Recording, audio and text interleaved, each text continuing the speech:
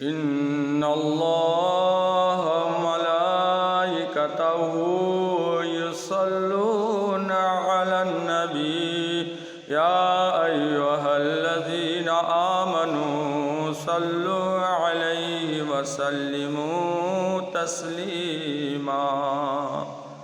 সূরা আহজাব 22 পারা 56 নম্বর আয়াত। নিশ্চয়ই আল্লাহ ও তার ফেরেশতাগণ নবী সাল্লাল্লাহু আলাইহি ওয়াসাল্লামের প্রতি দরুদ প্রেরণ করেন। হে ঈমানদারগণ, তোমরাও নবী সাল্লাল্লাহু আলাইহি ওয়াসাল্লামের প্রতি দরুদ ও সালাম প্রেরণ করো। হাদিসে আছে, মান সাল্লা আলাইয়া ওয়াহিদাতান সাল্লাল্লাহু আলাইহি আশরা। মিশকাত শরীফ।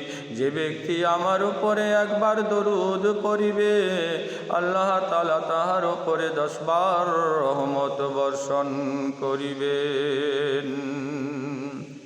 হাদিসে আছে, আমার প্রতি অধিক দরুদ প্রেরণকারী উম্মত কিয়ামতের দিন আমার অধিক নিকটে থাকবে।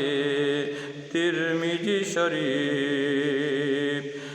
সেই দিন মাথা পিতা সব পালাবে, ওই দিন একা তুমি পড়ে রবে। শুধু উম্মতি উম্মতি বলিবেন নূরের আলা। গাও গাও তার নামে সাল্লি আলা।